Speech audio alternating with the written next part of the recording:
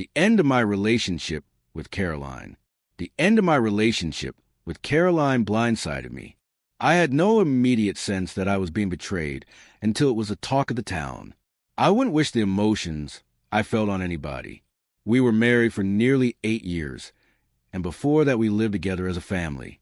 But as the saying goes, no plan survives contact. I'd already divorced my first wife before I married Caroline, because I could no longer understand her. In the aftermath of that, I met Caroline, and I thought, here I am starting over, and I'm starting fresh. My wife, Natalie, tired of living with an alcoholic husband, finally divorced him. She was staying at our country house for a time. Caroline stayed at home. I earned enough to keep us all in relative comfort. I dealt with the inventory logistics of used cars arriving from Asia, which resourcefulness when I traveled for work or when things malfunctioned. Caroline, meanwhile, was at home holding down the fort. She was a wonderful cook, and our house was always clean and inviting. I always praised her when she worked hard, and I always came back from my trips with gifts for her and Natalie, regardless of where I had traveled or how long I had been away. Returning home also meant bringing fresh flowers. Caroline was a younger sister of Samuel, and they were an extraordinarily close brother and sister growing up. Samuel had a lot of lively friends, some of whom were notorious pranksters in their youth. Caroline, of course, was in this inner circle, and knew David and Andrew and Ralph very well.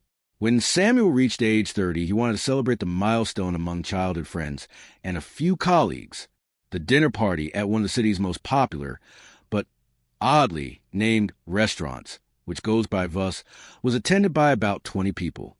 When Caroline walked in, she told him, "Honey, I hope you're not going on another business trip.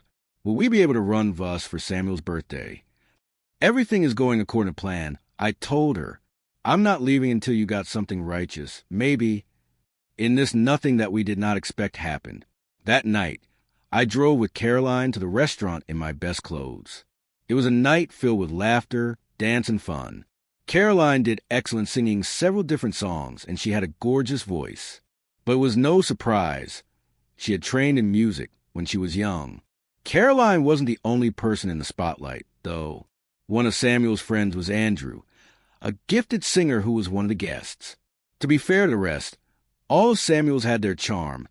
David was a lively dancer for his kind, and Ralph, with his ass-kicking jokes, could always send waves of laughter. Caroline danced with each at a time, going down the line. For all their long friendship, I did not think much of it. By then I'd drunk just a little too much, but I still sang one Dead Horse song. Unfortunately, the drinks didn't help my performance, and I was at best mediocre. The guests, out of plain decency, applauded anyway. Andrew, however, reacted otherwise, as a tad peeved.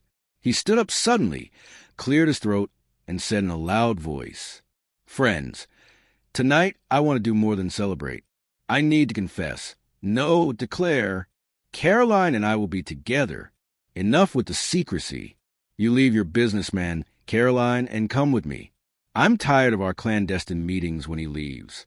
It's time to lay this to rest once and for all." The room was dead silent. Everyone was stunned. Her face flamed bright red, then turned white. She shouted at him, "What the hell do you think you're doing, you fool? This is my life. Don't ruin it." I ruled out Voss and stormed out. The country house was something I'd purchased long before marrying Caroline. So there at the doorstep that night, I resolved I no longer wanted anything to do with her, but I had come to like Natalie and to feel a connection with her. I also decided that I would try to be close to her, because I had no children of my own. Caroline came back in the early hours of the morning. She couldn't even look me in the eyes. There was a long, tense silence before she finally spoke. When we were younger, Andrew and I could have had a thing, but not my brother. He was like, no, he would just be a friend, never my husband. He was very clear. Andrew continued to hold on year after year, and he continued to hold me in secret. Natalie learned of this and threatened to tell her father. She was good to her word. My first divorce. Natalie and I had a falling out, and we didn't speak for years. We made up only when she came to live with us. I told her that I didn't speak to Andrew anymore, but that was a lie. Her voice trembled, and she hesitated. I've been thinking about this all night. How can I fix everything? You mean so much to me. And now Natalie considers you her actual dad. Please forgive me. I'm done with Andrew, but the love I once had for her was gone, destroyed. I couldn't forgive her. Stuck in one of those awkward silences. I could only do what her first husband had done, what the husband of a woman I thought of as a friend had done. Say a single word. Leave.